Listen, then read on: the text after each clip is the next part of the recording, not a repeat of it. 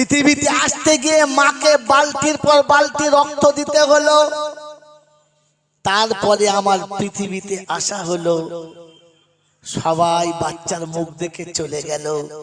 রাতের অন্ধকারে বুকের ভেতরে রেখে গরম করে আমাকে আপনাকে দুধ খাওয়ালো, মাই দুধ খাওয়ালো, বাকি সব চলে গেল। বন্ধুরা, অত্যন্ত রোদে, উত্তপ্ত রোদে আমি কষ্ট পাবো, সবাই নিজের জায়গায় চলে গেল। কোলের কাছে শুইয়ে আঁচলের হাওয়া দিয়ে তোমাকে আর আমাকে ঘুম পড়ালো, মা ঘুম পড়ালো, বাকি সব চলে গেল। আমার আল্লাহওয়ালা ভাইয়েরা সবাই এসে আদর করলো, যত্ন করলো, কিন্তু যখন অভাব আর অনাটন এলো তখন সব হাতছাড়া হয়ে গেল। মা বুকের ভেতরে রেখে তোমাকে আমাকে বড় করলো। আমার বন্ধুরা, আমার জ্ঞানীজনরা, শুধু মানুষেরা, আমার স্কুলে যাবার সময় স্কুলের পোশাক কেনার জন্য মা তার ঈদের দিনের কেনা শাড়িটাকে পর্যন্ত দোকানে ফিরিয়ে দিল আর বলল, পুরাতন শাড়িতে ঈদ করে নেবো, আমার বাচ্চাকে স্কুলের পোশাকটা দাও। স্কুলের পোশাক কেনার জন্য মা পুরাতন শাড়িতে ঈদ করে দিল। স্কুলের ফি দিতে হবে, কোনো পয়সা জোগাড় ছিল না, তাই মা তার নিজের হাতে চুড়ি দুটো বিক্রি করে আমাকে স্কুলের ফি দিয়ে স্কুলে ভর্তি করলো। টিউশনি মাস্টারকে ভালো করে গড়ে তোলার জন্য বাপ তার 2 কাঠা জায়গা ছিল, ওটা বিক্রি করে দিল। আমার অফিসের, আমার চাকরির ফর্ম ভরার সময়তে টাকাটা মা আঁচল থেকে বার করে দিল। চাকরি পাওয়ার জন্য যতটা টাকা দেওয়া দরকার ছিল তার জন্য বাপ লোকের কাছে ভিক করলো, ধার করলো, ইহা তাকে নিজের বাড়িটা বন্ধক দিল। আর মা তার গোলার চেন বিক্রি করে টাকা দিয়ে তোমার চাকরি করে দিল। মা সব কিছু দেওয়ার পরে নিঃস্ব হলো। চাকরি পাওয়ার পরে মা মনে ছিল, মা মনে ছিল, মা মনে ছিল, ওরে মুসলমানের ছেলে, তোমার এতগুলো টাকা দিয়ে স্কুলে ভর্তি করলো মা, তোমাকে পোশাক কিনে দিল মা, তোমাকে যাবার আগে টিফিন করে দিল মা, তোমাকে চয়েস করে টিউশনি মাস্টার দিল মা, তোমাকে কলেজের ফি দিল মা, তোমাকে হোস্টেলের টাকা দিল মা, তোমাকে চাকরি পাওয়ার সময় ভিক করলো মা। এমন মাকে ভুলে গেছে যারা মানুষ না জানোয়ার, তারা। বিচার তোমাদের হাতে দিলাম বাপজিরা, তোমার হাতে দিলাম। সারা জীবন মা সব দিয়েছে, আর চাকরি পাওয়ার পরে পয়সা কটা সব অন্য জায়গাতে জমা রেখেছে, মার হাতে দিয়েছে। জোরে বলেন, দিয়েছে? মনে আছে? পিছনের কথা মনে আছে যে শীতের রাতে আমাকে ক্যাঁটার ভিতরে জড়িয়ে পুতুলের মতো রেখে মা নিজের গায়ে এই শীতের রাতে একটা পাতলা শাড়িকে ডবল করে গায়ে দিয়েছে। কখনো কখনো একটা পাতলা ক্যাঁটার তলাতে শুয়েছে, নিচে শুধু মাটির উপরে শুয়ে আমাকে মোটা বিছানায় শুয়ে যে মা মানুষ করে চলে গেছে। মনে আছে?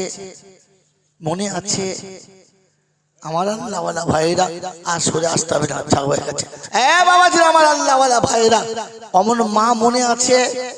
এরকম মা মনে আছে? তো কোন আশা নিয়ে মিলাদে বসে আছেন যে আমি দোয়া করলে আল্লাহর কবুল হবে আল্লাহর কাছে? এজন্য শুনিয়েছি, বিদ্যা বেড়েছে আর বুদ্ধি বেড়েছে, আর বুদ্ধি বাড়ার সাথে সাথে বদমাশি বেড়েছে। ওই মুসলমানের ছেলে আজ মা নিরাশ্রয়, আজ মা নিরুপায়, আজ মা ভিখারি, আজ মা নিঃস্ব, আজ মা সব থেকে বড় করুণার পাত্র। কখনো ছেলেদের কাছে হাত তুলে বলে, বাবা কিছু দে না, বাবা একটা জিনিস কিনে দে। আল্লাহর নবী সাল্লাল্লাহু আলাইহি ওয়াসাল্লামের শেষ হাদিস শুনিয়ে দিচ্ছি, হাত তুলে দোয়া করার জন্য তৈরি হন। মনে মনে দরুদ শরীফ বেশি বেশি করে পড়েন। মা বোনদের কাছে বলে যাচ্ছি, মনে রেখে দেন, আল্লাহর নবী বলেছেন, লা ঈমানান লিমান লা আমানাতালা ওয়ালা দীনান লিমান লা আহদালা। আমি রাসূল বলে যাচ্ছি, যে আমানত রক্ষা করতে পারে নাই ও কখনো ঈমানদার হওয়ার যোগ্যতা রাখে নাই। যে কখনো আমানত রক্ষা করতে পারে নাই, ও যেন ঈমানদার বলে দাবি করে না। আমি রাসূল বলে গেলাম। আমার বন্ধু, আমার আল্লাহওয়ালা ভাইরা, বৃদ্ধ পিতামাতা সন্তানের কাছে আমানত, বিধবা মা সন্তানের কাছে আমানত। এমন মাকে যারা দূর থেকে সরিয়ে দিয়েছে, মরার আগে যতবার হজ করুক আর ফেরেশতা হয়ে মরুক, ও জাহান্নামী হওয়ার যোগ্য, জান্নাতে নয়।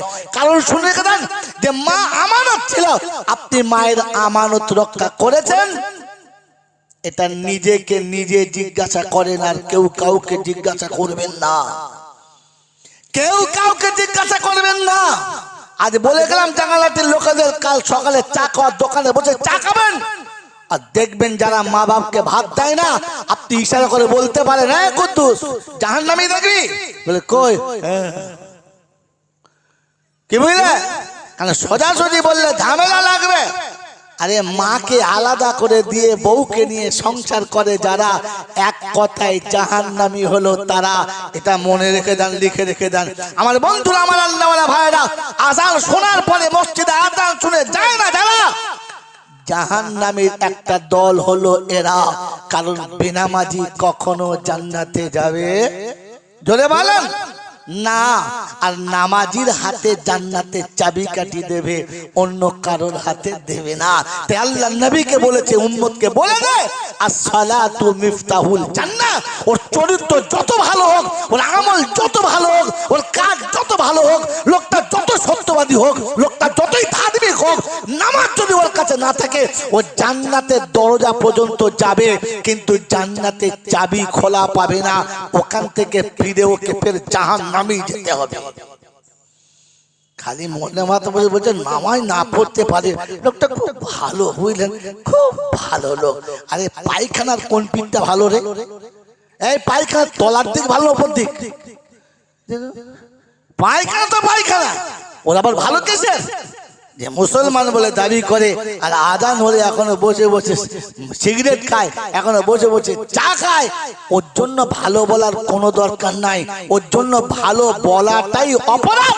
তুমি এটা ভুল করছো, অপরাধ করছো, এতে আল্লাহ নারাজ, নবী নারাজ, ফেরেশতারাও নারাজ। তোমার উপরে রাজি থাকার কোনো গল্প নেই, কারণ তুমি দুশমনকে বন্ধু করেছো। তোমার বাপের সঙ্গে যা দুশমনি আছে, তুমি যদি বলো চাচা খুব ভালো লোক, এক কাপ চা খাও, চাচা খুব ভালো লোক, তো তোমার বাপ কি বলবে?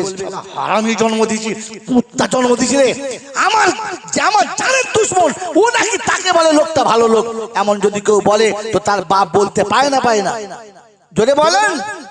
রাসূল যাকে ঘৃণা করেছে, আল্লাহ যাকে ঘৃণা করেছে, তুমি তার জন্য সার্টিফিকেট দিচ্ছ আমাদের পাড়ার লোকটা খুব ভালো লোক, খুব ভালো লোক, নামাজ পড়তে পারে না কিন্তু লোকটা খুব ভালো লোক। তখন বুঝতে হবে এই হারামি ওই রকম হারামির হারে।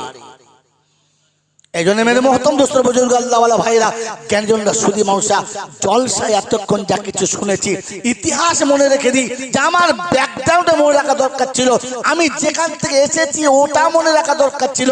ইসলাম তার ভবিষ্যৎ দেখায় আর বিগত জীবনের ভুল বোঝায়। এই জন্য কোরআনে পাক আল্লাহ রাব্বুল আলামিন লক্ষ লক্ষ নমুনা রেখেছে যে বিগত জীবনে কোন নবীর সাথে উম্মত কি করেছে, ওলিদের সঙ্গে পাবলিক কি করেছে, ওলামাদের সঙ্গে আবাম কি করেছে, জাহেল মূর্খরা জ্ঞানীদের সাথে কি করেছে, নমুনা কোরআনে তুলে রেখেছে আর বলে দিয়েছে উম্মত তুই সতর্ক হয়ে যা, এই ভুলেতে তুই যেন পা দিবি না, তাহলে ওদের জায়গাতে তোকে টেনে পৌঁছে দেবো। কেউ বাঁচাতে পারবে?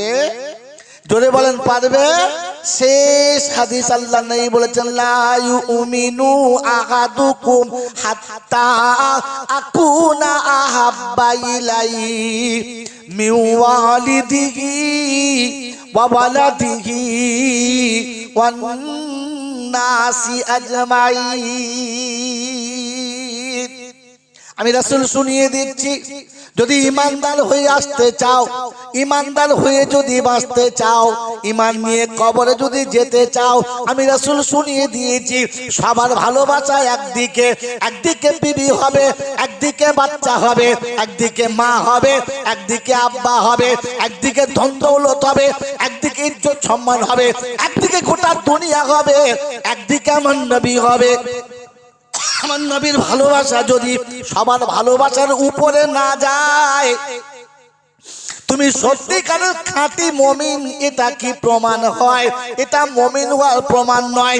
আল্লাহর নবী সাল্লাল্লাহু তাআলা আলাইহি ওয়াসাল্লামের সাহাবীদের সঙ্গে আল্লাহ শোনাচ্ছে, ঈমান যদি আনতে চাও নবী সাহাবাদের সঙ্গে মিলিয়ে নাও।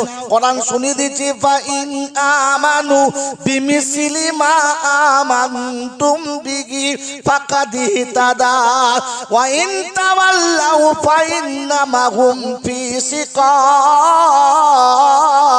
ফাসায়াকফিকাহুমুল্লাহ ওয়া হুয়াস সামিউল আলিম। কোরআন শরীফের পারা নাম্বার 1, সূরার নাম সূরা বাকারা, প্রথম পারার লাস্ট পৃষ্ঠার 3-4 লাইনের নিচে আল্লাহ পাক শুনিয়েছে, ফা ইন আমানু বিমিসলি মা আমানতুম বিহি ফাকাদ ইহতাদা। আমার নবী সাহাবীদের মতো ঈমান যদি দেখাতে পারো, ওটা হলো ঈমানের শেষ দরজা। বললে হুজুর নমুনা, তো আল্লাহর নবী শোনাচ্ছে, চলে এসো একবার শুনে যাও নমুনা। আল্লাহর নবী মদিনার মসজিদে শুনিয়েছে, যুদ্ধের ময়দানে যেতে হবে, যুদ্ধের ময়দানে যেতে হবে। সবাই তৈরি হয়ে গেছে। রাসূল বললে বিদায় নিয়ে এসো। দরজার কাছে গিয়ে বলল, বিবি আমি তোমাকে ভালোবাসি, কিন্তু আমার নবীকে তার থেকে বেশি, তাই বাসরাত থেকে উঠে ফজরের নামাজ পড়ে নাম লিখিয়েছি, তোমাকে শুনিয়ে দিচ্ছি আমি যুদ্ধে চলে যাচ্ছি। বিবি বলেছে, স্বামী হাতে মেহেদির কালার গেল না, গায়ে বিয়ের গন্ধ এখনো গেল না, এই সময়ে ঘর ছেড়ে বাইরে যাওয়াটা ভালো না। শুনিয়েছে বিবি, শুনে রেখে দে, আমি তোর ভালোবাসা সব মেনে নিলাম, আমার নবীর ভালোবাসার সামনে টিকাতে পারলাম না, তাই বাসরাতের গন্ধ ভুলে গেলাম, হাতের লাল মেহেদি ভুলে গেলাম, তোকে সালাম দিয়ে যুদ্ধের ময়দানে চলে গেলাম। সাহাবী বাড়িতে গিয়ে বলছে, বিবি আমি যুদ্ধে নাম লিখিয়েছি। বলে আলহামদুলিল্লাহ। কমান্ডার বলে সুম্মা আলহামদুলিল্লাহ। আমি যুদ্ধ সাজাবো, তুমি যাবে, আমি দোয়া করব, তুমি আমিন বলবে। বলো তো দোয়া করছে, আল্লাহ বীরের মতো লড়বে, দুশমনদেরকে ধুনে দেবে, জাহান্নামে পাঠাবে, ইসলামের পতাকা উড়িয়ে বাড়ি আসবে, গোটা শরীরের রক্তগুলো আমি আঁচল দিয়ে মুছিয়ে দেবো, আদর করে কোলে নেবো। তো সাহাবী বলছে, ফালতু দোয়া করছিস, কবুল হবে না, চল। বলছে কেন? আমি তো পালাতে বলি নাই, ঘুমোতে বলি নাই। বলে এই জন্য কবুল হবে না যে আজকে যুদ্ধে কমান্ডার 3 জনা, আমি মধ্যমণি শাহাদাত ফাইনাল জানি, আর কোনদিন আসবো না, তাই ক্ষমা চাইতেছি, মাফ করে দে, বাচ্চা দুটো মানুষ করিস, অমানুষ করিস না, চলে যাচ্ছি, আসবো না। বাচ্চা ছুটে বলছে, আব্বু একবার কোলে নাও। তো বলেছে, ঘুরে মার কাছে চলে যাও, কিয়ামতের ময়দানে জান্নাতে যখন ফয়সালা হবে দরজায় বসে থাকবো, তুই কোলে চাপ দি, তবে যাবো, তবে আজকের কোলে নেবো না, চলে যা। বাচ্চাকে তাড়িয়ে দিয়েছে, বিবিকে ভুলিয়ে দিয়েছে, যুদ্ধে চলে গেছে। রাসূল বললেন, ইমানদারের নমুনা এইটা, সবার থেকে ভালোবাসার নবী দিয়েছে। মনে থাকবেন ইনশাআল্লাহ, মনে রাখবেন ইনশাআল্লাহ।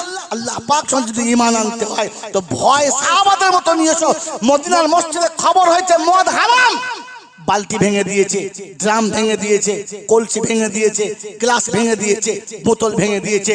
তারিখ শুনছে, মদের দোকানে একজন মদ খাচ্ছে, গ্লাসে ঢেলেছে, এক ঢোক মুখে নিয়েছে, বোতল হাতে, গ্লাস হাতে, এক ঢোক মুখে, শুনেছে মদ হারাম, মুখেরটা কুল্লি করে ফেলেছে, গ্লাসটাও কাঁচার মেরেছে, বোতলটাও ভেঙে দিয়ে বাড়ি চলে এসেছে।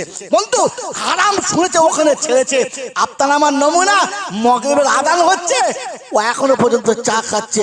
চাচা চলো, দিয়েছে যখন খেয়ে যায়, নামাজ যায়, যাক, চাটা ফেলা যাবে, এর ইমানকে কদ্দূর নিয়ে যাবে জানি না।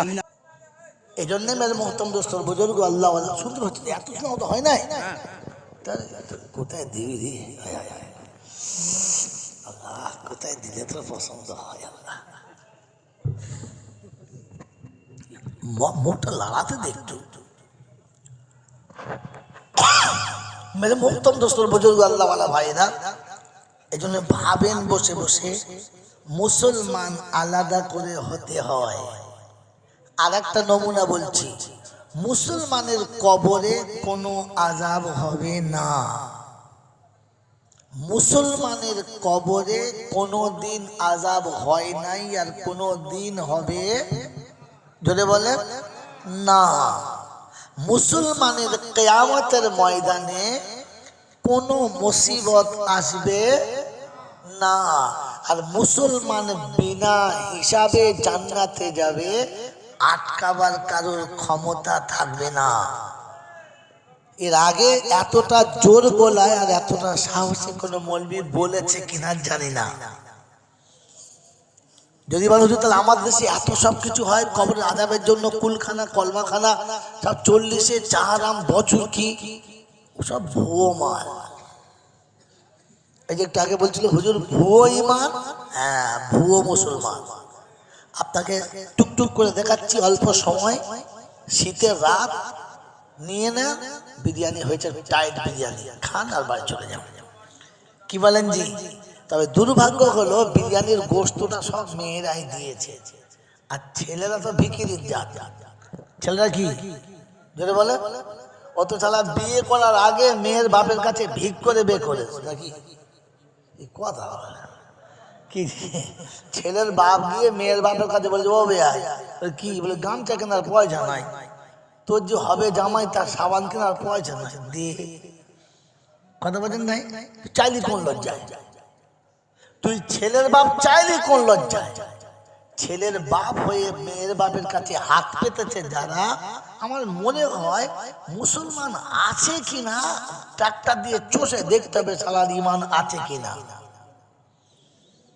ওরকম মালিক থাকলে তার তো ভালো লাগবে না, ভালো লাগবে? কিন্তু এটাই সত্য। আল্লামা রুহুল আমিন সাহেবের ফতোয়া মোতাবেক ওর জানাজা পড়া ঠিক না, মুসলমানের কবরস্থানে ওকে মাটি দেওয়াটাই ঠিক না, কারণ মালটা মোটেও মুসলমান না। এটা আল্লামা রুহুল আমিন সাহেব বলেছেন, আমি না। যদি ঝগড়া করতে হয় গিয়ে ময়লা খোলা গিয়ে কবর খুলে তুলে মালটাকে জিজ্ঞেস করো কেন বললি, যাও। আনসার সাহেব চিন্তা করছে শালা আমাকে ফেলে ফেলে বাড়ি যাবে রে। চিন্তা নাই, আপনাকে আমি আপনাকে ঠান্ডা মাথায় বলছি বন্ধু, এই কথাগুলো বার করতে হয়, খুঁজতে হয়। আর এই জন্যে জয়নাল এতগুলো করে টাকা নেয়। খাইলে পরে সারা কত টাকা লাগে? লাগে লাগে, এটা বার করার জন্য লাগে। আপনার বাপের জমি, আপনার কাছে দলিল আছে, কিন্তু রেকর্ডটা আপনার বাপের আছে কিনা এটা জানার জন্য টাকা লাগে। লাগে না? লাগে। বিনা টাকাতে আপনি পাবেন না। সেজন্য মেরে মহতম দোস্তর বুজুর্গ, জলসা শুনছেন এ বাবা কথা না বলে আস্তে আস্তে বিচো, কথা না বলে বিচো, আওয়াজ করে ইশারা করে বিচো। আনসার সাহেব খালি বলছিল না পরিবেশ চাই, বললে হুজুর হ্যাঁ পরিবেশ চাই, কিন্তু মালের দরকারও চাই, হ্যাঁ না বলে? এ বাবাজিরা, আল্লাহর নবী সাল্লাল্লাহু আলাইহি ওয়াসাল্লাম যতগুলো কথা বলতেন আবু জেহেল তার দলের লোকেরা শুনতেন।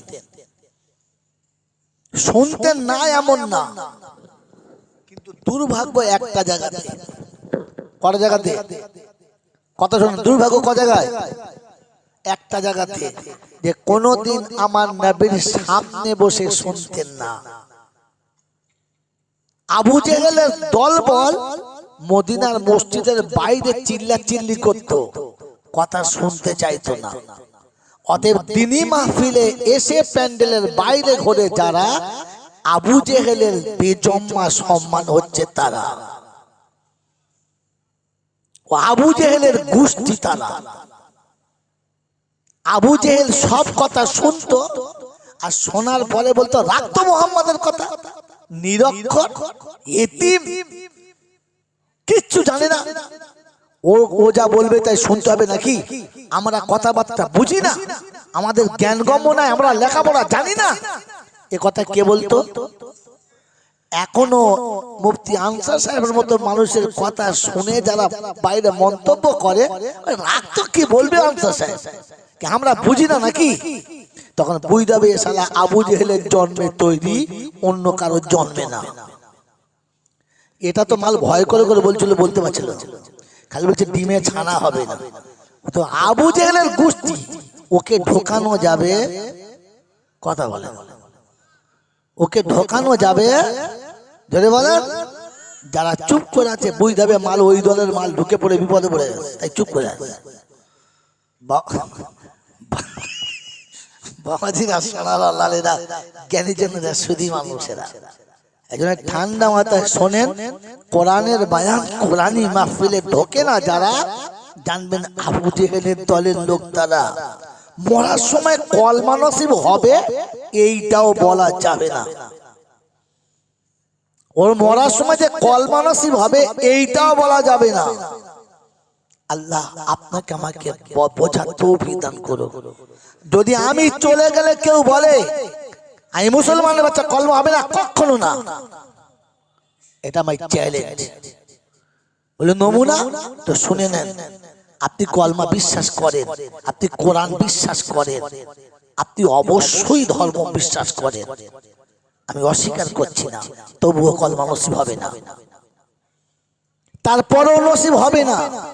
দলিল আল্লাহর নবী সাল্লাল্লাহু আলাইহি ওয়াসাল্লামের চাচা, যার থেকে ভালো নবীকে বাসার মতো পৃথিবীতে কেউ আসে না আর আসবে না।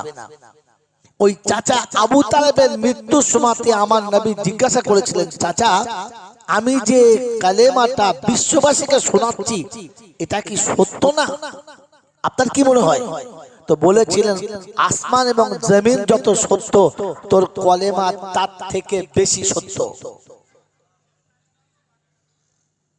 বলে চাচা আমি যে নবুয়তের দাবি করি, নবী বলে লোকের কাছে দাবি করি, আমার নবুয়তটা কি উজ্জ্বল না? আমার নবুয়তটা কি উজ্জ্বল না? তো সেদিন আবু তালেব বলেছিলেন যে চন্দ্র সূর্য যত উজ্জ্বল, তুই নবী, তোর নবুয়ত তার থেকে বেশি উজ্জ্বল। এরপরে নবী চাচাকে জিজ্ঞাসা করলেন, চাচা এতটা সত্য যখন আপনি জানেন, আপনার জ্ঞান আছে, তাহলে আপনি কলমাটা পড়ে নেন। তো তিনি একটা কথা বলেছিলেন, আমার লজ্জা লাগছে, বলছি জাতি কি বলবে, দেশের লোক কি বলবে, পাঁচজনা কি বলবে, সেই লজ্জাতে কলমাটা পড়তে পারছি। জোরে বলেন না। এই চাচা মরার পরে আমার নবী নিজে গোসল দিলেন, নিজে কাফন পরালেন, আর নিজে কোলে করে কবরে শোয়ালেন। কত বড় ভাগ্যবান! নবী কোলে করে কবরে শোয়ালেন আর আকাশের দিকে মুখটা তুলে বললেন, আম্মি আম্মি মা তারাকতু লি সাবিলি। চাচা আল্লাহর কাছে দুটো হাত তুলবো, সেই রাস্তাটা আপনি রেখে গেলেন না। আমি যে নবী, আল্লাহর কাছে হাত তুলে আপনার জন্য কিছু বলবো, রাস্তা রেখে গেলেন না, কারণ আপনাকে ইসলাম মেনে নিতে লজ্জা লেগেছে। হ্যাঁ না না? জোরে বলেন। আপনাকে জলসায় ঢুকতে লজ্জা লেগেছে। শালা আবু জেহেলের গোষ্ঠী কোথাকার। বাপের ঘর থেকে টাকা নিয়ে শ্বশুর বাড়ি জলসা শুনতে যাচ্ছি, এই বলে তো সেখান থেকে এলি, আর শালির গলা ধরে কি করে মেলায় ঘুরে বাড়ি চলে গেলি? কোন জাত? জোরে বলেন। কাল সকালবেলা দেখবেন এরকম আবু জেহেল মার্কা মাল কতগুলো আছে।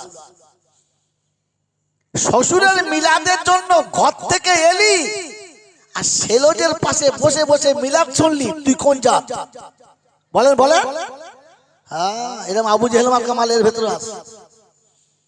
শ্বশুরের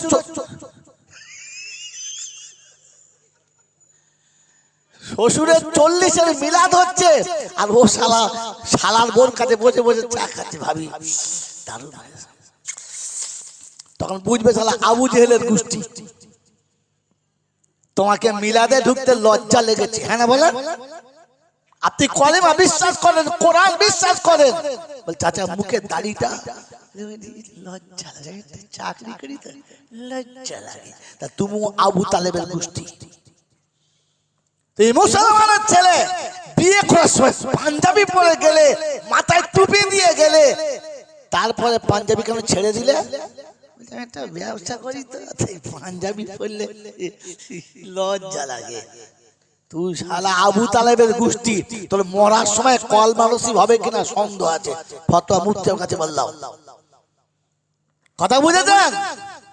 ইসলামের উপরে বাস করবেন, মুসলমান বলে দাবি করবেন, কুরবানি দিয়ে গরু খাবেন, আর মাথায় টুপি দিতে আপনার লজ্জা লাগে না? তো ফেরেশতারা বলছে, খোদা এই যে এই মালকে বলেছিলাম, এসে মাল বানাবেন না। কি বলেছিল? وَإِذْ قَالَ رَبُّكَ لِلْمَلَائِكَةِ إِنِّي جَاعِلٌ فِي الْأَرْضِ خَلِيفَةً قَالُوا أَتَجْعَلُ مَن يُفْسِدُ فِيهَا وَيَسْفِكُ الدِّمَاءَ وَنَحْنُ نُسَبِّحُ بِحَمْدِكَ وَنُقَدِّسُ لَكَ قال إني أعلم ما لا تعلمون কোরআন শরীফের পারা নাম্বার 1 সূরার নাম সূরা বাকারা আয়াত নাম্বার 30 সন্দেহ হলে বাড়ি গিয়ে দেখে নিস আল্লাহ পাক শুনিয়েছেন আমি যেদিন মানুষ বানানোর জন্য ঠিক করলাম প্রথম ফেরেশতা বলেছিল কলু আতাজআলু মান ইউফসিদু ফিহা এদেরকে তৈরি করছে এরা জলসায় গিয়ে কোরআন হাদিস শুনবে না ফুচকার দোকানে ফচকে মেয়েদের সঙ্গে ঢলাঢলি করবে ঝাঁটা মেরে তাড়িয়ে দে ফেরেশতারা আগেই বলেছিল কি বলে আল্লাহ এদের বানাস না এরা যে বাপের জন্মে হবে এ শালা সেই বাপকে ভাতও দেবে না না আপনাদের কথা বলছি না সে আলাদা লোক আছে কি আল্লাহ তৈরি করিস না যে মায়ের বুক চুষে খেয়ে বড় হবে ওই মায়ের রক্ত চুষে খেয়ে মাকে মেরে দেবে কি এখন হিসাব কি চলছে উন্নত মানের লেখাপড়া হ্যাঁ না বলে হিসাব কি চলছে যদি বলে মিলাদ দিয়েছে আনসার সাহেবকে ডেকেছে আমাকে ডেকেছে মিলাদে গেছি দেখছি দরজা নতুন বাড়ি করে মিলাদ দিয়েছে দরজা লিখেছে মা বাপের কি আশীর্বাদ মা বাপের যদি বলে আশীর্বাদ ভেতরে গিয়ে দেখি বাপ মা দুটোই বাদ বলছে হ্যাঁ তোর বাপ কোথায় বলছে আমাদের সাথে থাকে না না শালা রাখে না কোনটা তাহলে উপরে লিখেছে মা বাপের আশীর্বাদ তলায় দেখে মা বাপ দুটোই বাদ ফেরেশতা এসে চিন্তা করছে আল্লাহ কোন ঝাড়ের বাঁশ এ কোন ঝাড়ের বাঁশ উপরে লিখে আশীর্বাদ তলাতে আসলটাই বাদ এখনকার ছেলেরা কবিতা লিখেছে ছোট সংসার সুখী সংসার হিসাবটা বড় সজা ছেলে মেয়ে বউ আমার বুড়ো বুড়ি বোঝা ফেল দে বাপ মা বোঝা আর বাকি সব কি হিসেব বুঝো এ মালবালা আমি লেখাপড়া শিখেছি বোকা কোথা এজন্য বন্ধু ইসলাম আপনাকে বোঝা দরকার বুঝে চলা দরকার কথা মনে থাকবে ইনশাআল্লাহ মনে থাকবে ইনশাআল্লাহ আগে বলেছি এখনো বলছি ভাবেন বোঝেন আর বুঝে তারপরে চলে আলহামদুলিল্লাহ আল্লাহ পাকের লাখ শুকরিয়া তিনি ছিলেন তিনি আছেন তিনি থাকবেন তার কাছেই যেতে হবে যাব না বলা যাবে না আর আমার সময় মতো আমি যাব এ সুযোগ দেয় নাই আর দেবে না তার কাছে যাবার পরে লাঠি বল পাটি বল দল বল বিদ্যে বল বুদ্ধি বল অর্থ বল জনবল মনোবল বুকের বল কোমরের বল দেশের বল দশের বল তোমার বল আর আমার বল তো কবর বলছে গোসল করে একবার চল কি হলো হুকুম হয়ে গেছে আজ রাইল এসে গেছে কি একবার চল ফের দেখবি কার দল আর কার বল অর্থের গরম ডিগ্রির গরম রূপের গরম যৌবনের গরম বাপের গরম বেটার গরম লাঠির গরম পাটির গরম নেতার গরম নীতির গরম দাদর গরম নাতির গরম দিল্লিতে গেলে দাদার গরম কলকাতা এলে দিদির গরম বাঁশতলায় গেলে ফুল নরম ওখানে নরম হলে রেহাই আর গরম হলে পেটাই বাঁচাবার কেউ জোরে বলে নাই এই ক্ষমতার যিনি একাই মালিক তিনি কে তার দরবারে দরবার কার আল্লাহ বাকি যত দরবার আছে বাংলা বিহার উড়িষ্যা ফুরফুরা হুগলি বাঁকুড়া বীরভূম 24 পরগনা মুর্শিদাবাদ, মালদা, যত দরবার আছে এসব মানুষ ঠকানো কারবার। একটাই হচ্ছে দরবার, সেটা হচ্ছে আল্লাহ। তার দরবারে কানা খোঁড়া সাদা কালো দেশি বিদেশি আমাদের ওদের এ দলের ও দলের হাফেজ সাহেব, মুল সাহেব, পীর সাহেব, ফকির সাহেব, ডাক্তার মাস্টার, শিক্ষিত মূর্খ, ধনী গরিব, চাষা ভূষক, কানা কুঁজো, অচল সচল, দুর্বল সবল, মরলে সব একদল। মরলে কদল? একদল। হানাফি, সাফি, মালিকি, হাম্বলি, কাদরিয়া, চিশতিয়া, মুজাদ্দিদিয়া, নকশবন্দিয়া, দেওবন্দ, ফুরফুরা, তবলিগ, হিজবুল্লাহ, আজানগাছি, আক্কানি, কাদিয়ানি, তালতলা, নারকলডাঙ্গা, পাথরচাবড়ি, পিয়ারডাঙ্গা, মরে গেলেই কবরডাঙ্গা, আর কোনো ডাঙ্গা নাই। হিন্দু, মুসলমান, জৈন, খ্রিস্টান, বেঈমান, নাফরমান, মরার পরে সব সমান সমান, তখন একটাই নাম। মসজিদের ইমাম মরুক আর মন্দিরের বামন মরুক, দুটো নাম লাশ। দুটো নাম কি? লাশ। ডোম আর সাঁওতাল মরুক, মুসল্লি কিংবা মোতাওয়াল্লি মরুক, দুটো নাম কি? লাশ।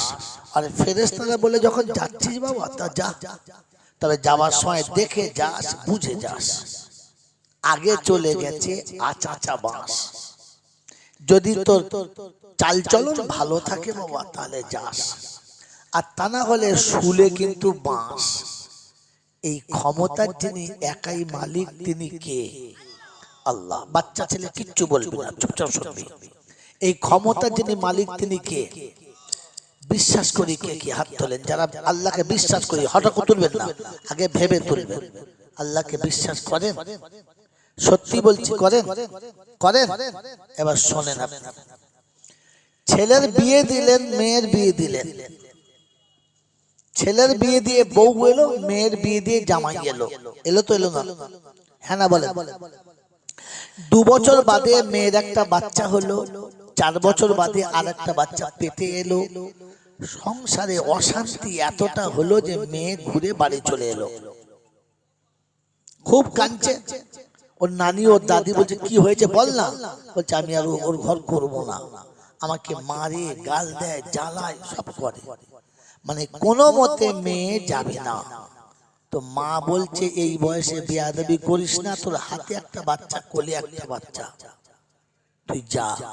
বলছে মা তুমি যদি জোর করে পাঠাবো আমি যাচ্ছি, তবে তুমি তৈরি থেকো কাল সকালে যাবার জন্য। বলে কেন? বলে আমি যাব, আর রাতে হয় গলায় দড়ি দেবো, নাহলে বিষ খাবো।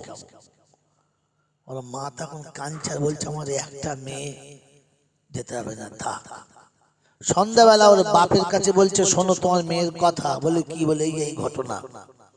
শুনে বাপেরও খুব মন খারাপ, বয়স হয়ে গেছে, পয়সা করি নেই, একটা মেয়ে এমনি বিয়ে হয় না, তারপর 2টো বাচ্চার মা, কার কাছে রেখে যাব? কাছে বসিয়ে একদিকে মা একদিকে বাপ চোখের পানি ফেলছে, আর মেয়েকে বোঝাচ্ছে মা অনেক চয়েস করে দেখে শুনে বুঝে জেনে শুনে তবে দিয়েছি, এতদিন তো ভালো ছিল, এখন তো তকদির খারাপ, কি করবি বল। কোন শয়তানের পাল্লায় পড়ে হয়তো ছেলেটা খারাপ হয়ে গেছে, তুই ধৈর্য ধর, সবর কর, তোর 2টো বাচ্চা আছে, এর একদিন বড় হবে, তোর সুখ হবে। ও বুড়ো বয়সে ও হনুমানের বাচ্চা, ঠিক আছে, এখন রঙে 2 দিন নাচছে, তো রং ফুরিয়ে গেলে ঝাঁটা খেয়ে ঠিক আছে। তোর স্বামী তোর হবে, তোর বাচ্চারা তোর হবে, তুই বাচ্চা দিকের মুখে তাকিয়ে সংসার কর, যা। পরের দিন সকালে মেয়ে জামা কাপড় গুছিয়ে বাচ্চার হাত ধরে যাচ্ছে, কিন্তু চোখ দিয়ে ঝরঝর করে পানি আসছে, কাঁদছে আর যাচ্ছে। মাও কেঁদে বুঝাচ্ছে, বাপও কেঁদে বুঝাচ্ছে, কাঁদিস না, যা।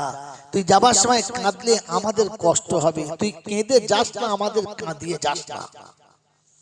আচ্ছা বলেন, এই যে কাজটা তারা করেছে ভালো না খারাপ? জোরে বলে। ভালো।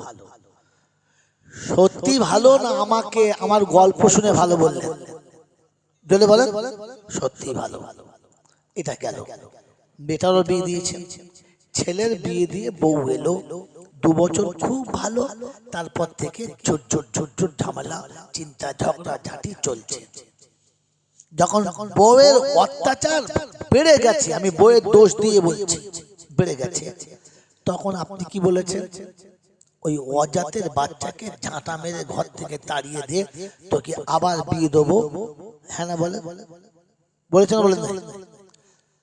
তখন আপনি কোন মুখে বললেন যে ওই ছোট লোকের বাচ্চাকে ঘর থেকে তারা, ও অজাত ঘরে রাখবো না, তুই চিন্তা করেন তোকে কালকে বিয়ে দেবো, তারা আজকে বলেছেন তো? জোরে বলেন, বলেছেন তো? আপনি মানুষ না মানুষ নামের অন্য কোন জাত? আপনি একবারও গুছিয়ে ছেলেটাকে বুঝিয়ে বললেন না? বউ তো সত্যি ভালো ছিল, এই 2 বছর তো আমাদের সঙ্গে দারুণ ব্যবহার করেছে, নিশ্চয়ই তোর কোনো কাজে ভুল হয়েছে, তবে বউটা নারাজ হয়েছে, বলেছেন? বলেন নাই? তখন ইনি ফেরেশতা সেজে বলেন, ওদের ভেতরের খবর আমি কি করে বলবো, আমি কি? তখন ওসব শাশুড়িকে কিলিয়ে দিতে হয়। খচ্চর কথা, তোর পেটের ওই হারামিটা কিরকম তুই জানিস না? লোকের কাছে কি ফেরেশতা সাজ, কি করবো, ওদের ঘরের ভেতরের ব্যাপার। তোর ঘর ভেতর কে ছিল? খচ্চর ছেলে। মেয়েটাকে বুঝিয়ে পাঠালি, ছেলেটাকে কাছে বসে বুঝালি না যে বাপ শোন, আমাদের বংশ প্রদীপ ওর কোলে, কথা ভালো করে শুনবে, আমাদের বাপ বেটার বংশ প্রদীপ ওর কোলে, আমাদের বাপ বেটার বংশ প্রদীপ ওর পেটে, ওকে ঝাঁটা মেরে বার করে দিলে আমার রক্তের টুকরোটা ওর সাথে চলে যাবে, তুই আরামে আমার ঘরে থাকবি, আর আমার দাদু ভাই ফুটপাতে বসে থাকবে, এটা আমি মেনে নিতে পারবো না, প্রয়োজন হলে তুই দূর হয়ে যা।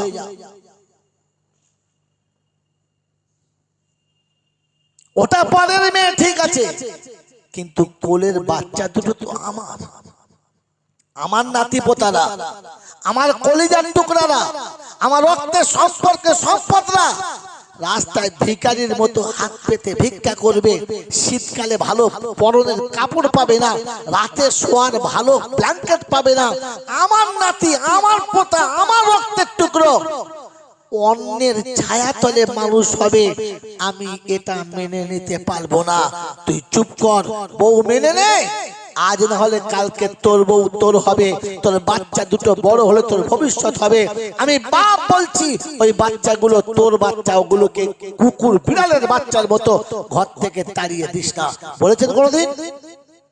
বলেছেন? মুখে মাথায় টুপি দিয়ে আর মুখে দাড়ি রেখে মসজিদের বারান্দায় বসে বলছেন সুবহানাল্লাহ সুবহানাল্লাহ, ফেরেশতা বলছে কবরে চ তালবে সকাল লয়াকার বুঝবি ঠেলা ধুনে দেবো শালা। কথা বুঝেছেন? এরপরে জাঙ্গালহাটি আর আমার আশা হবে না, আসতে চাইলেও এরা আর আনবেও না। আমার বন্ধুরা, আমার আল্লাহওয়ালা ভাইরা, জ্ঞানীজনরা, সুধী মানুষেরা, এই জন্য বলেছিলাম all that glitters are not gold, চকচক করলে সবগুলো সোনা না, আর মাথায় টুপি দিয়ে পাঞ্জাবি পরলে সব কটা মুসলমান না, মুসলমান আলাদা হতে হয়। কথা মনে থাকবেন চাল্লা, এমন থাকবেন চাল্লা। আমার বাবাজিরা, আমার শোনাচ্ছেন বন্ধুরা, আমার সোনামণি মায়েরা বোনেরা, এখানে শোনাচ্ছিলাম যে আমি আর আপনি শুনে রাখি, প্রশংসার একমাত্র মালিককে। মুখে যত সহজে বলেছি, এই হৃদয়ে অতটা সহজে জায়গা দেওয়া সহজ না, এই হৃদয়ে জায়গা দেওয়াটা অতটা সহজ না, মনে থাকবেন চাল্লা। এই মুখের আল্লাহটা যতক্ষণ দিলে আসবে না, ততক্ষণ কোন নারীর দিকে নজর পড়লে মাথা নিচু হবে না। এই মুখের আল্লাহ যতক্ষণ নিচে আসবে না, ততক্ষণ কারোর হারাম মাল দেখলে আমার মন ওদিক থেকে ফিরবে না। এই মুখের আল্লাহটা যতক্ষণ দিলে আসবে না, ততক্ষণ শালীর দিকে নজর পড়লে মনে খারাপ কথা জাগবে, এটা বন্ধ হবে না। এই মুখের আল্লাহ যতক্ষণ দিলে আসবে না, ততক্ষণ চাচাতো বোন আর ফুফুতো বোন আমার কাছে নিরাপত্তা পাবে না। আমার বন্ধু, আমার আল্লাহওয়ালা ভাইরা, আমার সুধীজনেরা, আমার সোনামণি মায়েরা বোনেরা, এই মুখের আল্লাহ যতক্ষণ দিলে আসবে না, ততক্ষণ দেওর ভাবির কাছে ইজ্জত বাঁচাতে পারবে, যদি বলেন না, নন্দাই সেলজের কাছে গেলে বাঁধ রক্ষা করতে পারবে না। কখন হাত ধর থেকে ফস করে গাল টিপে দেবে, আর নন্দায় যখন সেলজের গাল টিপে দেবে তখন বুঝতে হবে আর কোথায় কোথায় টিপতে পারে, বুঝে নিতে হবে। কারণ আপনার মুখে আল্লাহ ছিল, দিলে আল্লাহ আসে। জোরে বলেন। কারণ দিল যেটা বলে ওইটাই তার হাত পা করে। কি জি? আপনার দিলের ভেতরে আল্লাহ ঢোকানোর জন্য দুটো শর্ত। এক নম্বর শর্ত হচ্ছে হলারে যেটা দিচ্ছেন ওটা হালাল হারাম বুঝে দেবেন। কথা বুঝেছেন? এই হলারে যখন হারাম হালাল বুঝে দেবেন না, ও মাথায় টুপি যত থাক আর মুখে দাড়ি যতই থাক, পুকুরের মাছ লাফিয়ে উঠলে আঁচলে জড়িয়ে নেবে, তখন আর কারোর দিকে তাকাবে না।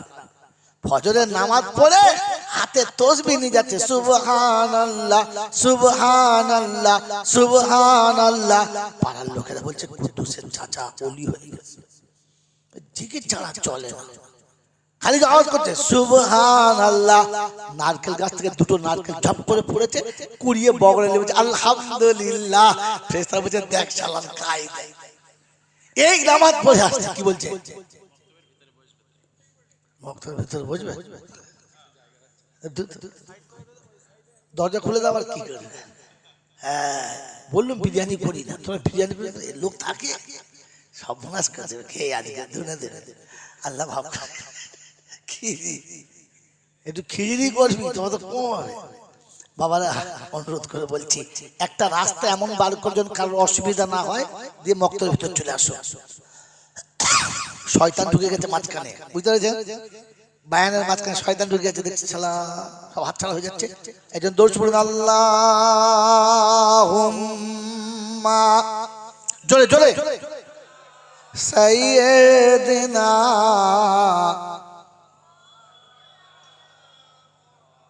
ওয়া আলা আলি সাইয়্যিদিনা মাওলানা মুহাম্মদ। বাপজিরা সোনার আল্লাহরা জ্ঞানীজনরা সুধী মানুষেরা, তো এই সব কিছুর মালিক আল্লাহ, এটা মুখে বলা সহজ, এটা মুখে বলা সহজ, কিন্তু দিলে আনাটা অতটা সহজ, জোরে বলেন, সহজ না। আল্লাহর কাছে দোয়া করি, আল্লাহ আমাদের মুখের আল্লাহটাকে তুমি দিলে আনার তৌফিক দাও, বলুন আমিন। বাবাজিরা সোনারা, ঠিক তারপরেই শতকোটি দরুদ ও সালাম বর্ষিত হোক আমার আপনার নবী, দোজাহানের বাদশাহ, আমিনার দুলাল, তাজদারে মদিনা, সরওয়ারে কায়নাইন, ফখরে দোজাহান, ইমামুল আম্বিয়া, খাতিমুন নবিয়িন, আশিকুল আরিফিন, শফিয়ে মুজনবিন, আনিসুল গরিবিন, আশিকুল মুরাদিন, রাহমাতাল লিল আলামিন জনাবে মুহাম্মদ রাসূলুল্লাহ সাল্লাল্লাহু তাআলা আলাইহি ওয়াসাল্লামের উপরে, সেই সাথে আল্লাহর অফুরন্ত রহমত ওয়াজাত বর্ষিত হোক তার সকল নেক বান্দা ও বান্দীদের উপরে। সকলে বলে আল্লাহুম্মা আমিন। একবার দরুদ শরীফ প্রাণ খুলে পড়ে নিন, আল্লাহুম্মা। শেষে আদায়টা দেয়া আছে নাকি? আদায়টা দেয় নাই তো? মাওলানা মুহাম্মদ ওয়া আলা আলি সাইয়্যিদিনা মাওলানা মুহাম্মদ। আমার পূর্বে যত বক্তা করে গেছে, জীবন যত শুনেছেন, বাকি শুনবেন, সবাই বলেছে এরকম মজলিস যারা বসবে আল্লাহ তাদের জীবনের গুনাহ মাফ করে দেবে। আজকে আমিও বলেছি, কি শুনেছেন না শোনেন নাই? জোরে বলেন, শুনেছেন শোনেন নাই? কথাটা সত্য না মিথ্যা? চিন্তা করছি কি বলে রে, কথা সত্য না মিথ্যা? সত্য। শুধু আমাদের দুজনের জন্য না, সবার জন্য। জোরে বলে, এটা পুরো মিথ্যা, সম্পূর্ণটাই মিথ্যা। কারণ আপনি জিনিসটা বুঝতে পারেন নাই, কারণ বোঝার মতো জ্ঞান আপনার কাছে নাই। এটা বলবো বলে তুলেছি, তাহলে তুলতাম না। আপনার কাছে জ্ঞানই তো নাই। হুজুর বুঝে কথা বলুন, আমরা জাঙ্গালাটির লোক, এমএ পাস, বিএ পাস, মাধ্যমিক পাস, জ্ঞান নাই না। আপনি এডিটর, প্রফেসর, ব্যারিস্টার, ইঞ্জিনিয়ার যা হতে পারেন, জ্ঞান নেই, আপনার কাছে জ্ঞান নেই। যদি বলেন কি করে, আমি আপনাকে হাতে কলমে দেখাচ্ছি, কোরআন তো শোনাবই, 10 মিনিট হলেও শোনাবো। আপনার কাছে জ্ঞান নেই। বিদ্যে শিখলে বুদ্ধি বাড়ে। আপনার যত ডিগ্রি সব জেনারেল, হ্যাঁ না? যদি বলে এই জেনারেল মানে হলো সাধারণ। জেনারেল মানে শব্দ মানে কি? সাধারণ। আল্লাহ সাধারণ না অসাধারণ? অসাধারণ। আল্লাহর কালাম সাধারণ না অসাধারণ? তো আপনার এই সাধারণ বিদ্যেতে অসাধারণ বিদ্যে ধরবেন কি করে? ওর জন্য তো জ্ঞান থাকা দরকার। আপনি তো যা শিখেছেন সব সাধারণ। পরেরটা শুনে নেন, বিদ্যে শিখলে বুদ্ধি বাড়ে, আর বুদ্ধি বাড়লে বদমাইশি বাড়ে, জ্ঞান বাড়ে না। নোট করেন কথা, প্রত্যেকটা কথা নোট করেন। এতগুলো মোবাইল চলছে, আর ইনশাআল্লাহ লাইভও চলছে। কি কত মোবাইল লাইভও চলছে, সারা বাংলা নয় সারা পৃথিবী শুনছে কথাটা। বিদ্যে শিখলে বুদ্ধি বাড়ে, আর বুদ্ধি বাড়লে বদমাশি বাড়ে, জ্ঞান বাড়ে না। ইলম শিখলে জ্ঞান বাড়ে, আর জ্ঞান বাড়লে তার গুণ বাড়ে। যদি বলেন নমুনা, তো শুনে রেখে দেন। বিদ্যে শিখে যখন বুদ্ধি বাড়বে, তখন তার বদমাশি বাড়বে। তার একটা নমুনা নেন। আমাদের দেশে খাবার রান্নায় বিরিয়ানি রান্না চলছে, ভালো ভালো খাসির গোশ, মুরগির গোশ রাঁধে, তাতে একটা পাতা দেয়। ওই পাতাটার নাম কি? জোরে বলে। এই তেজপাতা। এই তেজপাতা দিলে খাবারের স্বাদ বাড়ে, মজা বাড়ে, হ্যাঁ না?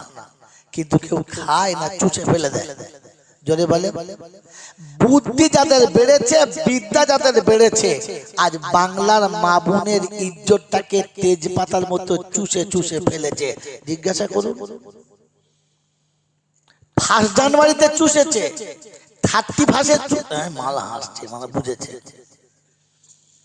31 চুষেছে, 15ই আগস্টে চুষেছে, চুষে নাই? 1 মেতে চুষেছে। কচি কাঁচা তোবড়া বুড়ো যার যেমন পেয়েছে চুষেছে, আর সকালবেলা হোটেলের দ্বারে ফেলে দিয়ে মাল চলে এসেছে। আপনার বুদ্ধি বেড়েছে, তাই মা বোনের ইজ্জতটাকে তেজপাতার মতো ব্যবহার করে ছেড়েছে। খোদার কসম বলছি, এ বিদ্যা যদি না বাড়তো, তাহলে আমাদের মায়েদের ব্লাউজ এই পর্যন্ত হাত ছিল, আর এই পর্যন্ত করে নিচে বর্ডার ছিল। এখান থেকে তুলে একবারে দুধের ট্যাঙ্কি পর্যন্ত কারা তুলেছে? কারা তুলেছে? যাদের বুদ্ধি বেড়েছে। আর এখান থেকে হ্যান্ডেল খুলে হাত তুললে সুন্দরবন দেখা যায়, এ মাল কারা করেছে? কথা বলে না, এই বুদ্ধিওয়ালারাই করেছে। আপনি যান ডাক্তার, মাস্টার, ব্যারিস্টার, প্রফেসরের বাড়িতে, কলিং বেলটা টিপুন, তাহলে ছুটি হয় ওর বাড়ির মেয়ে আসবে, নাহলে বউ আসবে, হ্যাঁ না বলেন না? আর আসার পরে দরজা খুলে দেবে, দরজা খোলার সাথে সাথে আরো 2টো দরজা খোলা দেখতে পাবে। বুড়ো দেখলে মাথা ঘুরে যাবে, দেখলাম কি জি, কসম খোদার করে বলছি, এরকম আলেমের বাড়িতে গিয়ে আপনি ডাকবেন, তো ভেতর থেকে প্রয়োজনে হয়তো মেয়ে ছেলে সাড়া দেবে, কিছু বলবেন, এসেছিলাম মৌলানার সঙ্গে দেখা করতে। আপনার 14 গোষ্ঠীর তাকত হবে না যে শর্ট করে ঘরে ঢুকে পড়ি। আর ওই মেয়েটা কোনোদিন দরজা খুলে সামনে ছুটে আসবে না। প্রয়োজনে যদি দরজা খুলতে হয়, তো আপনি কুত্তার মতো ঠ্যাং দুটো দেখতে পারেন, বাকি দেহ দেখতে পাবেন না। কারণ ওদের জ্ঞান আছে, তাই পর্দায় গুণ আছে, ঢাকা দিয়েছে। আপনার বুদ্ধি বেড়েছে, তাই আপনি আপনার মা বোনকে উলঙ্গ করে রাস্তায় ছেড়ে দিয়েছেন। আমিও খেয়েছি, তোরাও খা। ছি ছি ছি ছি ছি। আরে বিদ্যা বাড়লে বুদ্ধি বাড়ে। এখনকার শিক্ষিত লোকেরা সুদের টাকাকে হারাম মনে করে না, ওরা বলে এটা বেনিফিট। সুদ নয়, কি বলে? শুয়োরের পায়খানার উপরে মোটা মোটা চিনির দানা ছড়িয়ে দিয়েছে, বলে খাসতাম। এইরকম পায়খানা খায় চিনি মাখিয়ে যারা বুদ্ধিমান হলো তারা, এটা জ্ঞান বলে না। আরে জ্ঞান যদি থাকতো তাহলে বৃদ্ধ পিতা মাতাকে ওরা ধরে নিয়ে গোয়ালের গরুর মতো বৃদ্ধাশ্রমে দিতে আসতে পারতো না। ওদের মনে হতো রব্বানা আমি তো জীবনে পয়সার অভাবে কাবা দেখতে পেলাম না, তো রাসূল বললেন কাবা দেখার সওয়াব পাবি, মা বাপের মুখের দিকে তাকা, নাসরুল ওয়ালিদে ইবাদাতুন, তোর বাপের মুখের দিকে তাকিয়ে থাকা কাবা দেখার মতো সওয়াব। বলুন সুবহানাল্লাহ। এটা যদি ওর কাছে জ্ঞান থাকতো তাহলে বাপ মাকে বৃদ্ধাশ্রমে দিত না, সামনের আশ্রমে বসিয়ে রাখতো দেবতার জায়গাতে। আমার বন্ধুরা, আমার আল্লাহওয়ালা ভাইরা, আল্লাহর নবী সাল্লাল্লাহু আলাইহি ওয়াসাল্লাম বলেন যে মানুষটা হজ করতে পারে নাই ও আফসোস করে মরে যাবে, আমার উম্মত আফসোস করে মরে যাবে। তো আল্লাহ বলেন হাবিব তোর উম্মতের আফসোস আমি রাখবো না, মিটিয়ে দেবো। বলে কি করে? বলে ও যদি সকালে ফজরের নামাজ পড়ে বাপের মুখের দিকে মুহাব্বতের নজরে তাকায় আর বাপ যদি খুশি হয় মকবুল হজের নেকি ওর আমলনামায় আমি দিয়ে দেবো, আমি দিয়ে দেবো।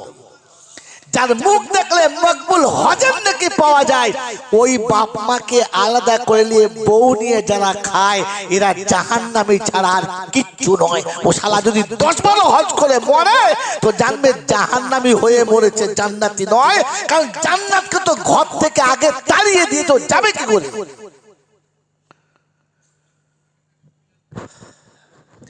মেরে মোহতরম দোস্তর বুজুর্গ আল্লাহওয়ালা ভাইরা, জ্ঞানীজন সুধী মানুষেরা, শুধু খালি নিচেতে বসে বসে ছকে সুবহানাল্লাহ বলেছেন।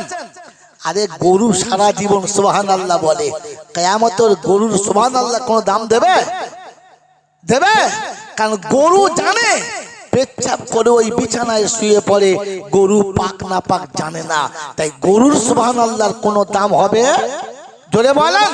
তো যারা সারা জীবন পেশাব করে নিজের প্যান্টে মুছে নিয়েছে, লুঙ্গিতে মুছে নিয়ে শুয়েছে, ও শালা গরুর থেকে কমা কোথায়? গরু তো সন্ধ্যাবেলা খেয়ে বিছানায় শুয়েছে, বিসমিল্লাহ বলে শোয় নাই। আর তুমিও তো সারাদিন ঘুরে সন্ধ্যাবেলা শুয়েছো, বিসমিল্লাহ বলে শোও নাই। কিন্তু গরু বিড়ি খায় নাই, এ শালা তো বিড়ি খেয়ে শুয়েছে। হ্যাঁ না বলেন না? বিছানায় শুয়ে বিড়িটাকে এমন আস্তে করে টেনেছে না, কলজে ফ্যাপসা কি বলে আপনার কিডনি সব উড়িয়ে দিয়েছে। বিড়ি দোয়া করছে আল্লাহ বাঁচা আমাকে, শেষ করে দে। সকালে ঘুম থেকে উঠে গরু কম্পকে গোয়ালের বাইরে গিয়ে পেচ্ছাপ করেছে, করে নাই? ও তো ঘরের ভেতরে পেচ্ছাপ করেছে। কি বলো? ভেতরে পেচ্ছাপ করেছে, আবার লুঙ্গিতে মুছে নিয়েছে, আবার বিড়ি ধরিয়ে ফাঁকে বেরিয়েছে। ফেরেশতা বলছে খোদা বলেছিলাম এই হারামিদের তৈরি করিস না, দেখেছি বিড়ি খেয়ে শুয়েছে আবার উঠে বিড়ি ধরিয়েছে। তো আল্লাহ বলছে তুই আগুন ধরাবি, ঢুকলে। এ বাবাজির, আমার বন্ধুরা, আমার আল্লাহওয়ালা ভাইরা, সারা জীবন যে পেচ্ছাপ করে পানি নেয় নাই, গোসলের ফরজ জানে নাই, ও মাল যদি কবরে যায় আর মসজিদ দোয়া চায়, আল্লাহ আল্লাহ বলে যত খুশি খা পালা, আল্লাহ আল্লাহ বলবি না, পালা। আমি ওকে জাহান্নামে দেবো ফাইনাল করছি, তো হাত তুলতে কে বলেছে? আরে রাসূল নিজে বলেছে মা তারাকতুলি সাবিলি, চাচার জন্য যে চাচা তুমি হাত তোলার সুযোগ রাখো নাই, তুমি তুললে কোন লজ্জায়? এই জন্য কোথাও হাত তোলার আগে বুঝে তুলবেন, ভেবে তুলবেন। মনে থাকবেন ইনশাআল্লাহ, মনে থাকবেন ইনশাআল্লাহ। এই জন্য মেরে মোহতরম দোস্তর বুজুর্গ আল্লাহওয়ালা ভাইরা, যদি আপনার কাছে জ্ঞান আনতে চান তো কোরআন শোনাচ্ছে লাকাদ কানা লাকুম ফি রাসূলিল্লাহি উসওয়াতুন হাসানা লিমান কানা ইয়ারজুল্লাহা ওয়াল ইয়াউমাল আখিরা ওয়া যাকারাল্লাহা কাসীরা। বাবাজিরা, সোনার আল্লাহরা, জ্ঞানী জনেরা, বুদ্ধিজীবীরা, সোনামণি মায়েরা, বোনেরা, আল্লাহ পাক শোনাচ্ছেন, যদি তুমি মানুষ হতে চাও আর মানুষ হয়ে কবরে যাও, মুখের আল্লাহ যদি দিলেতে নামাতে চাও, আমার নবীকে ফলো করো, অন্য কিছু ভুলে যাও। করবেন ইনশাআল্লাহ? জোরে করবেন ইনশাআল্লাহ? বিশ্বনবী জনাবে মুহাম্মদ রাসূলুল্লাহ সাল্লাল্লাহু তাআলা আলাইহি ওয়াসাল্লাম,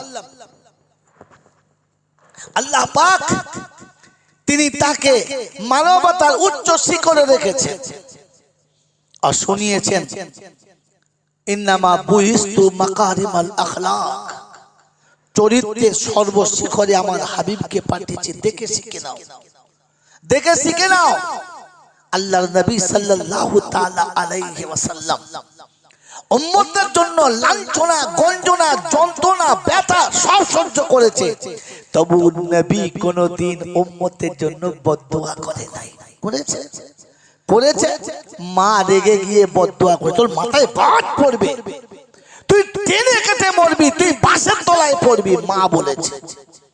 জন্ম দেওয়া বাপ বলেছে, খোদা তোকে দেখা পায় না, তুই মরিস না এখনো, বাপ বলেছে। কিন্তু আল্লাহর নবী কোনদিন উম্মতের জন্য গজব চাই নাই, চেয়েছে, রক্তাক্ত হয়েছে, দাঁত ভেঙেছে, জমিনে কাঁচাকে পড়ে গেছে, ফেরেশতারা আসমানে কেঁদে গেছে, আর আল্লাহকে বলেছে, আল্লাহ তোর হাবিব পড়ে মার খাচ্ছে, কিছু বল। বলছে কি বলবো বল দেখি, যে মার খাচ্ছে সেই তো বলে নাই, সেই তো বলে নাই, আমি বলি তো বলি কি করে? তো জিবরাইল শোনাচ্ছে, আল্লাহ হাবিব অভিমান করে বলে নাই, তাই বলে তুমি কিছু বলবে না? তো আল্লাহ পাক শোনাচ্ছে, তবে যা, যে মার খেয়েছে তাকে জিজ্ঞেস কর কি চায়, সে যা চাইবে তাই। বলে হবে তো? বললে হ্যাঁ। তো জিবরাইল নেমেছে, মিকাইল নেমেছে, ইসরাফিল নেমেছে, এসে নবীকে সালাম দিচ্ছে, আসসালামু আলাইকুম। ওয়া আলাইকুম সালাম। ইয়া কি জিবরাইল, কি খবর? বলে খবর তো আপনার কাছে, রক্তাক্ত হয়ে গেছে, জমিন লাল হয়ে গেছে, আসমানের ফেরেশতারাও রেগে লাল হয়ে গেছে, গোটা শরীর আপনার লাল হয়ে গেছে, আমি জিবরাইল রক্তের মতো লাল হয়ে আছি, খালি অপেক্ষা আপনার জবান খোলার।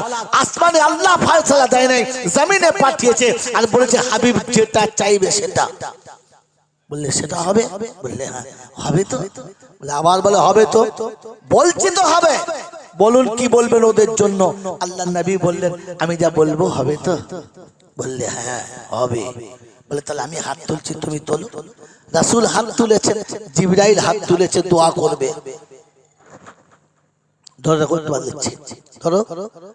রাসূল হাত তুলেছেন, দোয়া করবেন, জিবরাইল হাত তুলেছেন, আমিন বলবেন।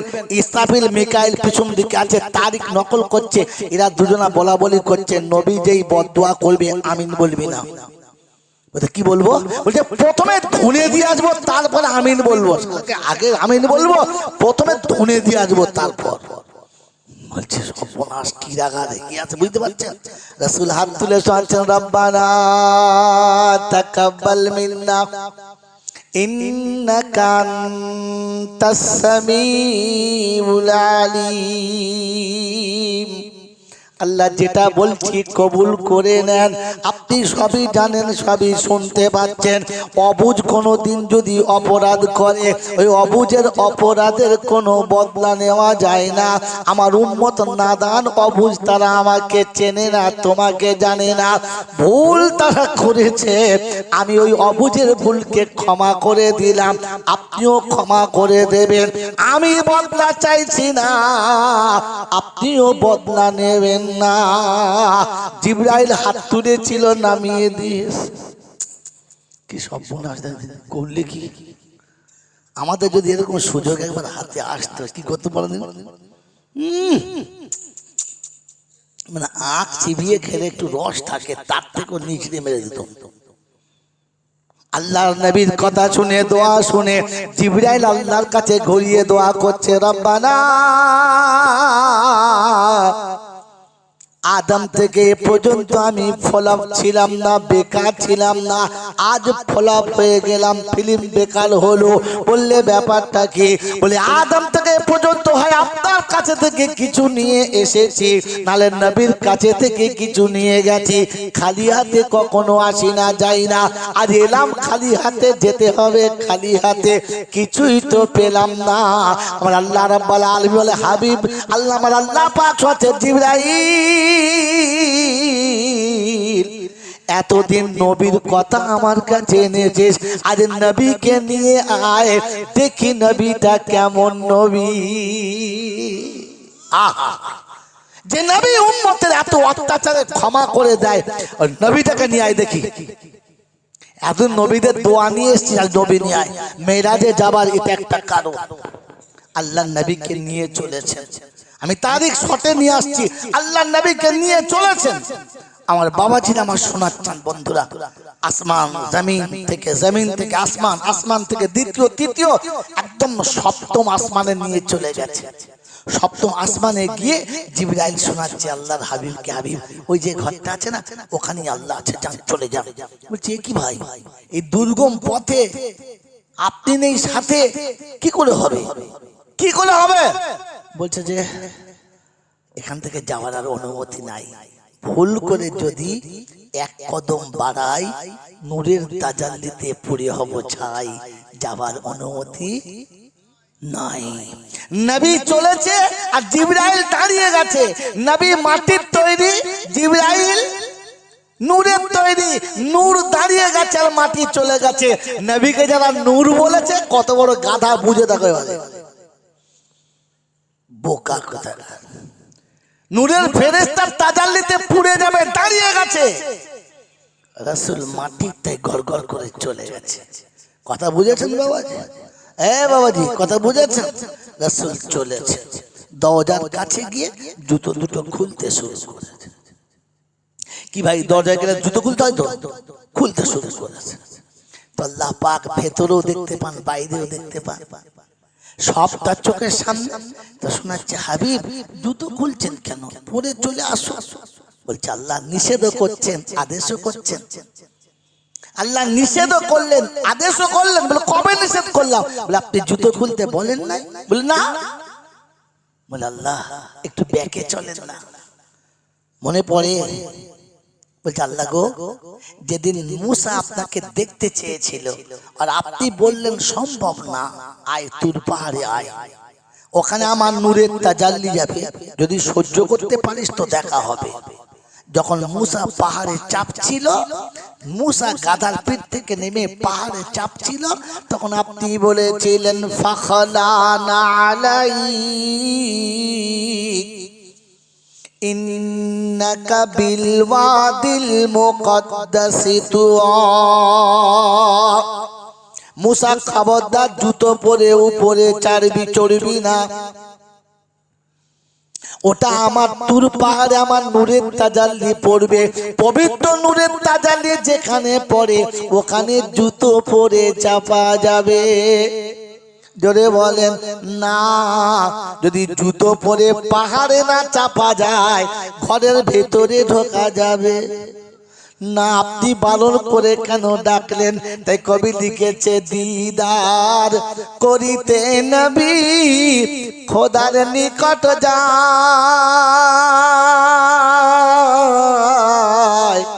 বোরাকে চড়িয়া নবী আরশের ধারে যায়। যখন গেলেন আরশের ধারে, খোদা বলে নবীজি রে, পায়ের জুতা সহ করে আমার আরশ আয়, দিদার করিতে নবী খোদার নিকট যায়। খোদা বলে, নবী বলে, ওরা বানা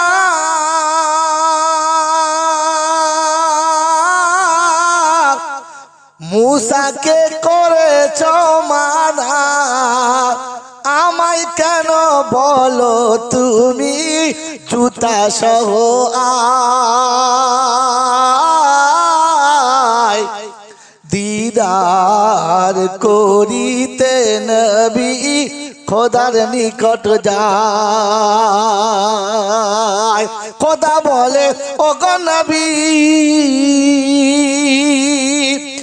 ঠিক করে আয়না চলি তোমার পায়ের ধুলাবালি তোমার পায়ের ধুলাবালি আমার আরশ চাই দিদার করিতে নবী খোদার নিকট যায়। বাবাজিরা সোনারা লালেরা, মানুষ যখন নিচ থেকে উপরে যায় তখন নিচের কথা অটোমেটিক ভুলে যায়, তাই না? জোরে বলে। গরিব থেকে যখন ধনী হয় তখন দেখবেন পিছনের গুরবতের কথা ভুলেই যায়, যায় না? জোরে বলে।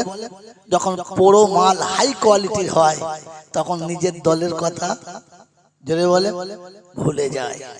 আল্লাহর নবী সাল্লাল্লাহু আলাইহি ওয়াসাল্লাম জমিন থেকে আসমানে চলে গেছেন, আসমানে চলে গেছেন, আল্লাহর কাছে চলে গেছেন। বলেন পিছনের কথা মনে রেখেছেন না ভুলে গেছেন? জোরে বলে, আরো জোরে বলে। এই মনে রাখে যারা উম্মতে মুহাম্মাদি হলো তারা। বলেন আপনি আমি পিছনের কথা মনে রাখি না ভুলে যাই?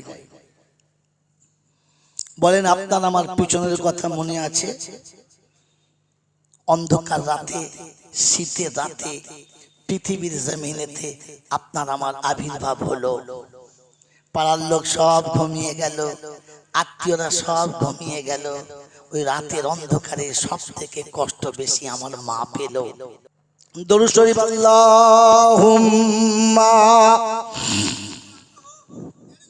সাল্লি আলা সাইয়্যিদিনা।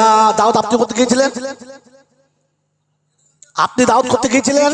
চুপচাপ করে বসুন। যে করতে দোষ বলুন আল্লাহুম্মা সাল্লি আলা সাইয়্যিদিনা মাওলানা মুহাম্মদ ওয়া আলা আলি সাইয়্যিদিনা মাওলানা মুহাম্মদ। اللهم آمين. ربنا ظلمنا أنفسنا وإن لم تغفر لنا وترحمنا لنكونن من الخاسرين. ربنا إننا آمنا فاغفر لنا ذنوبنا وكفر عنا سيئاتنا وتوفنا مع الأبرار. يا أرحم الراحمين يا أكرم المكرمين يا أحد الصمد الذي لم يلد ولم يولد ولم يكن له كفوا أحد. يا حنان يا منان يا ديان يا ذا الجلال والإكرام. আমি মাওলাই হাকিম দুটো হাত তোমার দরবারে তুলেছি, অতীত জীবনের গুনাহগুলোকে মাফ করে দাও।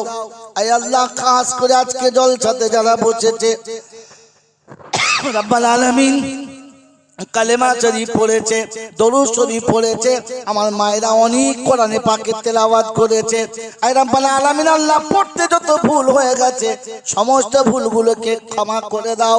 আল্লাহর সওয়াবটুকু সোনার মদিনায় আমার নবী পাকের রওজা মোবারকে পৌঁছে দাও।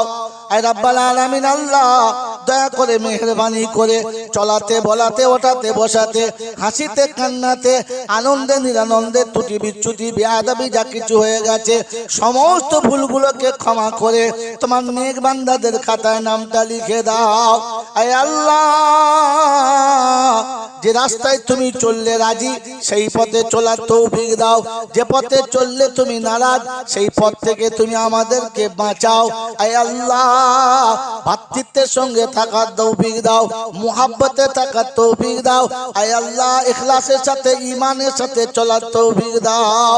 আয় আল্লাহ, খাস করে আম্মা জান খাদিজাতুল কুবরা রাদিয়াল্লাহু তাআলা আনহার রূহ মুবারকি সওয়াবখানা পৌঁছে দাও।